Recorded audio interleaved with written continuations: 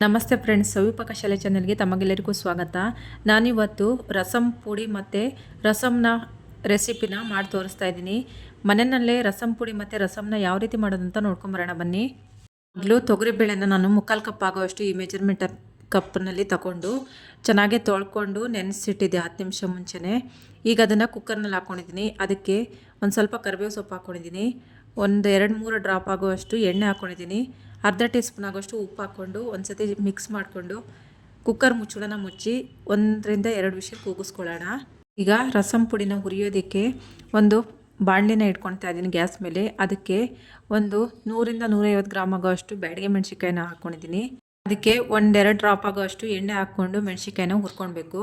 ಇದಕ್ಕೆ ಬೇಕಿದ್ರೆ ಗುಂಟೂರು ಮೆಣಸಿನ್ಕಾಯಿನಾದರೂ ಹಾಕ್ಕೊಳ್ಬೋದು ಖಾರಕ್ಕೆ. ಈಗ ಇದಕ್ಕೆ 1 ಸ್ಪೂನ್ ಆಗುವಷ್ಟು ಜೀರಿಗೆ ಹಾಕ್ಕೊಳ್ತಾ ಇದ್ದೀನಿ.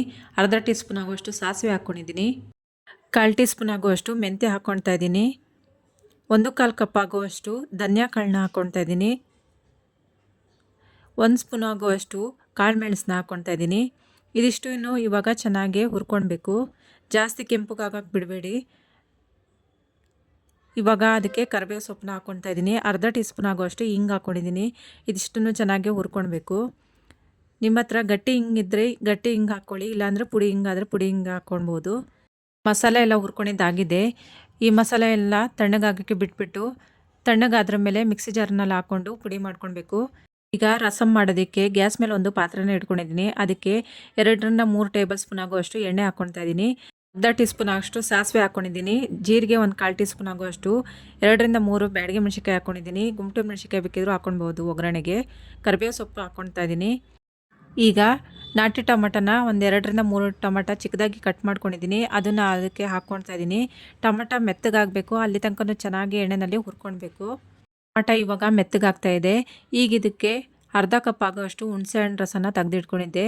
ಅದನ್ನು ಇದಕ್ಕೆ ಸೇರಿಸ್ಕೊಳ್ತಾ ಇದ್ದೀನಿ ನೋಡಿ. ಇದನ್ನು ಒಂದು ಸತಿ ಚೆನ್ನಾಗಿ ಮಿಕ್ಸ್ ಮಾಡ್ಕೊತ ಕಲಿಸ್ಕೊಂಡು ಚೆನ್ನಾಗಿ ಕುದಿಯೋಕ್ಕೆ ಬಿಟ್ಬಿಡ್ಬೇಕು ಇದನ್ನು. ಈಗ ಮಸಾಲೆ ಎಲ್ಲ ಹುರ್ಕೊಂಡಿದ್ನಲ್ಲ ತಣ್ಣಗಾಗಿದೆ. ಮಿಕ್ಸಿ ಜಾರ್ಗೆ ಹಾಕ್ಕೊಂಡು ನೈಸಾಗಿ ಪುಡಿ ಮಾಡ್ಕೊಳ್ತಾ ಇದ್ದೀನಿ. ಪುಡಿ ಮಾಡೋತ್ತಿಗೆ ನೀರು ಏನು ಮಿಕ್ಸ್ ಮಾಡ್ಕೊಳಕ್ಕೆ ಹೋಗ್ಬಿಡಿ, ಡ್ರೈ ಆಗಿನೇ ಪುಡಿ ಮಾಡ್ಕೊಳ್ಬೇಕು. ಈಗ ಪುಡಿ ಮಾಡ್ಕೊಂಡಿದ್ದು ಆಗಿದೆ ನೋಡಿ. ಈ ಥರ ನೈಸಾಗಿ ಪುಡಿ ಮಾಡಿಕೊಂಡು ಎತ್ತಿಟ್ಕೊಳ್ತಾ ಇದ್ದೀನಿ. ಇಲ್ಲಿ ಇವಾಗ ಹುಣಸೆ ಹಣ್ಣು ರಸನ ಹಿಂಡ್ಕೊಂಡು ಹಾಕ್ಕೊಂಡಿದ್ವಲ್ಲ, ಅದು ಚೆನ್ನಾಗಿ ಕುದಿ ಬಂದಿದೆ, ಎಣ್ಣೆನೂ ಬಿಟ್ಕೊಂಡಿದೆ. ಈಗ ಇದಕ್ಕೆ ಅರ್ಧ ಟೀ ಸ್ಪೂನ್ ಆಗುವಷ್ಟು ಉಪ್ಪು ಹಾಕ್ಕೊಳ್ತಾ ಇದ್ದೀನಿ. ಕೊತ್ತಂಬರಿ ಸೊಪ್ಪು ಒಂದು ಸ್ವಲ್ಪ ಕಟ್ ಮಾಡ್ಕೊಂಡು ಹಾಕ್ಕೊಳ್ತಾ ಇದ್ದೀನಿ. ಬೆಲ್ಲ 1 ಸ್ಪೂನ್ ಆಗುವಷ್ಟು ಹಾಕ್ಕೊಂಡು ಚೆನ್ನಾಗಿ ಕಲಿಸ್ಕೊಂಡು ಮಿಕ್ಸ್ ಮಾಡ್ಕೊಳ್ಳೋಣ ಇದನ್ನು. ಇವಾಗ ಇದು ಮಿಕ್ಸ್ ಆಗಿದೆ. ಈಗ ಇದಕ್ಕೆ ನಾವು ಪುಡಿ ಮಾಡ್ಕೊಂಡಿದ್ವಲ್ಲ ರಸಂ ಪುಡಿನ 1-3 ಸ್ಪೂನ್ ಆಗುವಷ್ಟು ಹಾಕ್ಕೊಳ್ತಾ ಇದ್ದೀನಿ ನೋಡಿ. ಚಳಿಗಂತೂ ಈ ರಸಮು ಹುಳಿ ಖಾರವಾಗಿ ತುಂಬಾ ಚೆನ್ನಾಗಿರುತ್ತೆ. ಒಂದು ಸತಿ ನಿಮ್ಮ ಮನೇಲಿ ಟ್ರೈ ಮಾಡಿ ನೋಡಿ. ಇವಾಗ ಒಂದು ಸತಿ ಮಿಕ್ಸ್ ಮಾಡ್ಕೊಂಡು ಕಲಿಸ್ಕೊಂಡಿದ್ದೀನಿ. ಈಗ ನಾವು ಬೇಳೆ ಬೇಯಿಸ್ಕೊಂಡಿದ್ವಲ್ಲ, ಆ ಬೇಳೆನ ಚೆನ್ನಾಗಿ ಸ್ಮ್ಯಾಶ್ ಮಾಡಿಕೊಂಡು ಕಟ್ ಸಮೇತ ಹಾಕ್ಕೊಳ್ತಾ ಇದ್ದೀನಿ. ಈ ಟೈಮ್ನಲ್ಲಿ ನೀರು ನೋಡಿಕೊಂಡು, ನೀರು ಎಷ್ಟು ಬೇಕಾಗುತ್ತೆ ಅಂತ ನೋಡಿಕೊಂಡು ನೀರು ಹಾಕ್ಕೊಳ್ಳಿ. ರಸಮ್ ಆಗಿರೋದ್ರಿಂದ ಒಂದು ಸ್ವಲ್ಪ ತೆಳುವಾಗಿದ್ರೇ ಚೆನ್ನಾಗಿರುತ್ತೆ. ಈಗ ಕೊನೆಯಲ್ಲಿ ಒಂದು ಸ್ವಲ್ಪ ಉಪ್ಪು ನೋಡಿಕೊಂಡು ಬೇಕಾದರೂ ಉಪ್ಪು ಹಾಕ್ಕೊಳ್ಬೋದು. ಈಗ ನಾನು ಸ್ವಲ್ಪ ಉಪ್ಪು ಕಡಿಮೆ ಅನಿಸ್ತು, ಅದಕ್ಕೆ ಒಂದು ಸ್ವಲ್ಪ ಉಪ್ಪು ಹಾಕ್ಕೊಳ್ತಾ ಇದ್ದೀನಿ, ಅರ್ಧ ಟೀ ಸ್ಪೂನ್ ಅಷ್ಟು. ಕಲಿಸ್ಕೊಳ್ತಾ ಚೆನ್ನಾಗಿ ಮಿಕ್ಸ್ ಮಾಡ್ಕೊಳ್ಬೇಕು ನೋಡಿ. ರಸಮ್ಮು ಚೆನ್ನಾಗಿ ಕುದಿ ಬರ್ತಾ ಇದೆ. ಅದರಿಂದ ನೊರೆ ಎಲ್ಲ ಬರುತ್ತಲ್ಲ, ಅದೆಲ್ಲ ಚೆನ್ನಾಗಿ ಹೋಗಬೇಕು. ಅಲ್ಲಿ ತನಕನೂ ಚೆನ್ನಾಗಿ ಕುದಿಸ್ಕೊಳ್ಳೋಣ. ಈಗ ರಸಮ್ ಚೆನ್ನಾಗಿ ಕುದಿ ಬಂದು ರೆಡಿ ಆಗ್ತಾ ಇದೆ. ನೋಡಿದ್ರಲ್ವಾ ಫ್ರೆಂಡ್ಸ್, ಮನೆಯಲ್ಲೇ ಈಸಿಯಾಗಿ ಕಡಿಮೆ ಸಮಯದಲ್ಲಿ ಟೇಸ್ಟಿಯಾಗಿರುವಂಥ ರಸಂ ಪುಡಿ ಮತ್ತು ರಸಮ್ನ ಯಾವ ರೀತಿ ಮಾಡೋದಂತ ಹೇಳ್ಕೊಂಡು, ಈ ರಸಮ್ ಮತ್ತು ರಸಂ ಪುಡಿ ಇಷ್ಟ ಆದರೆ ನೀವು ನಿಮ್ಮ ಮನೇಲಿ ಒಂದ್ಸತಿ ಟ್ರೈ ಮಾಡಿ ನೋಡಿ ಫ್ರೆಂಡ್ಸ್. ಇಷ್ಟ ಆದರೆ ಲೈಕ್ ಮಾಡಿ, ಶೇರ್ ಮಾಡಿ, ಸಬ್ಸ್ಕ್ರೈಬ್ ಮಾಡಿ friends. Thank you for watching.